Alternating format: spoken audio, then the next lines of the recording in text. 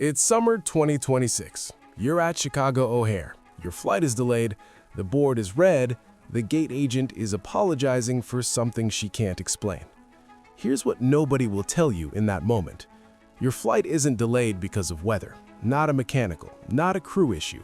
Your flight is delayed because two airline CEOs decided to make this airport their personal battleground, and the federal government had to physically step in and stop them before they broke it entirely.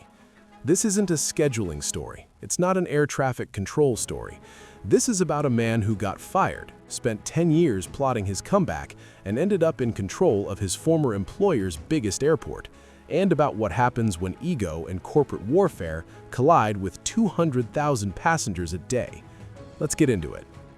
To understand the war, you need to understand the weapon: gates. Not metaphorical ones, the physical jet bridge-connected doors that planes park at. At O'Hare, there are roughly 200 of them, and the rule is simple: whoever controls the most gates controls the airport. Here's why that matters. The Chicago Department of Aviation, the city body that owns O'Hare, allocates gates based on how many flights an airline operated the previous year. Fly more flights, get more gates. Get more gates, fly more flights. It's a self-reinforcing loop that never stops. Gates determine schedule size. Schedule size determines market share. Market share determines revenue. At one of the most lucrative aviation markets in North America, the difference between 59 gates and 95 gates is the difference between winning and bleeding out. That's exactly where things stood at the end of 2025. United had 95 gates, American had 59. After a city reallocation, United gained 5, American lost 4. American challenged it in court. A Cook County judge rejected their case in September 2025. So, American went shopping. They bought 2 gates from the bankrupt Spirit Airlines for $30 million. $30 million for 2 parking spots. That single transaction tells you everything about how valuable this real estate is. But even with the purchase, American sat at 61 gates to United's 95. United operates roughly half of all O'Hare flights. American operates about a third. The gap isn't just big, it's widening every year. And the man making sure of that has a very personal reason to keep it widening. Scott Kirby joined American Airlines in 2010 as president. Analytically ruthless, strategically aggressive, widely considered one of the sharpest minds in commercial aviation. In 2016, American's board made their choice.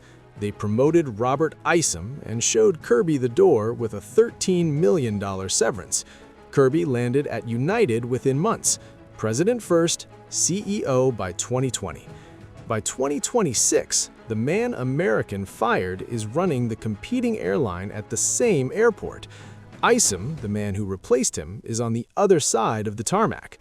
One of the most personal feuds in corporate aviation history, playing out in real time at O'Hare. On United's Q4 2025 earnings call in January 2026, Kirby didn't bother being subtle.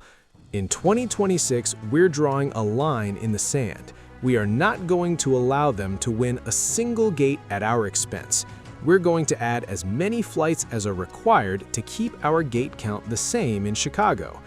As many flights as are required, not as many as make commercial sense, not as many as passengers need, as many as it takes to stop American from getting gates. Then he told investors that United made approximately $500 million in Chicago in 2025, that American lost approximately $500 million, and that American's losses could reach $1 billion in 2026. United's CFO followed with, "Everybody is switching from American to United." American called the claims unsubstantiated, but the damage was done.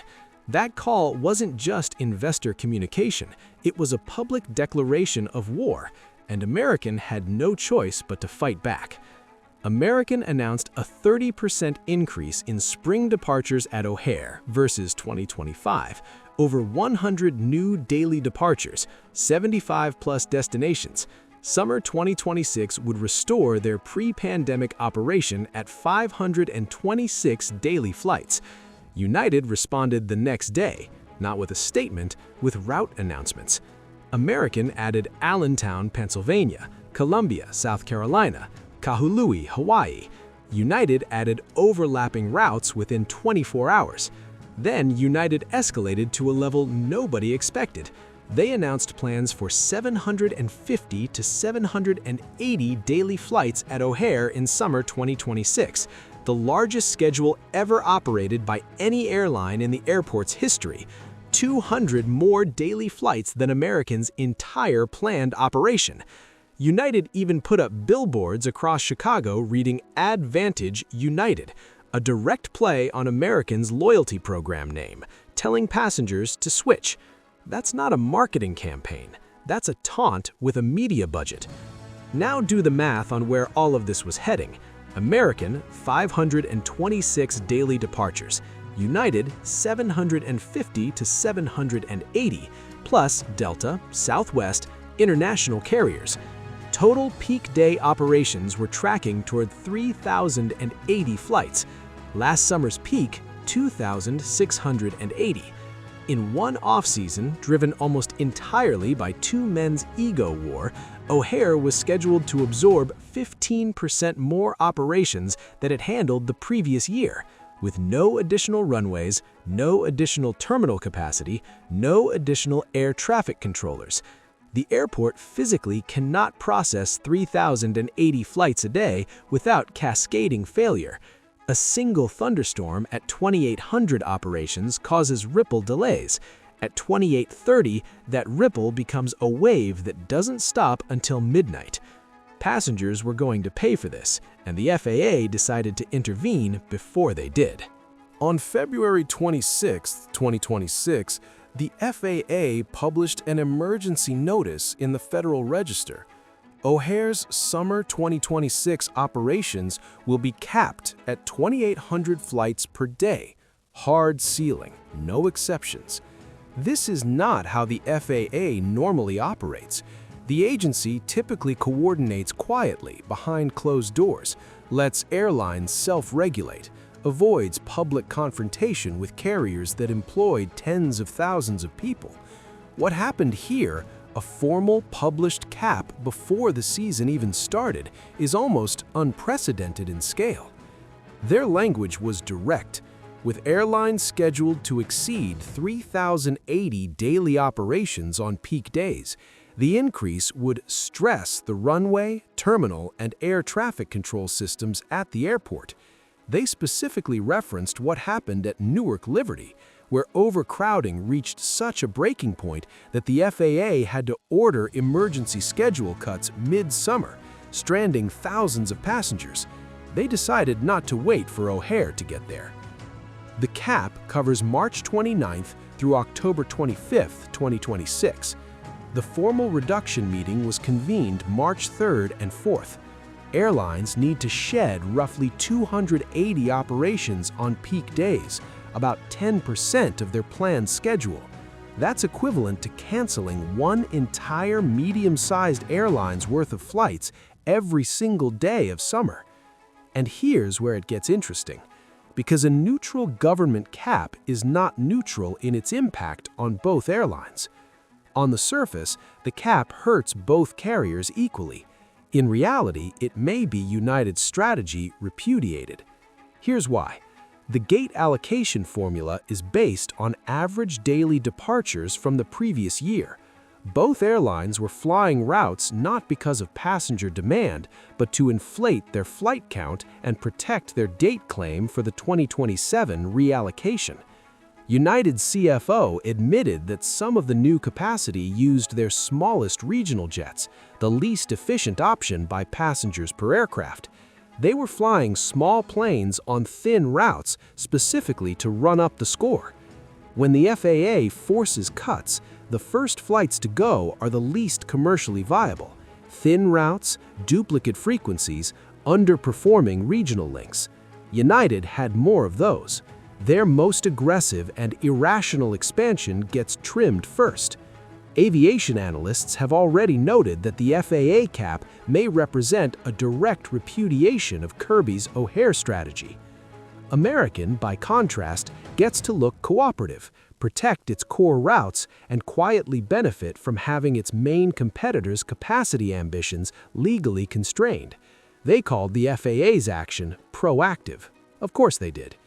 The real losers are the passengers, and not just because of delays.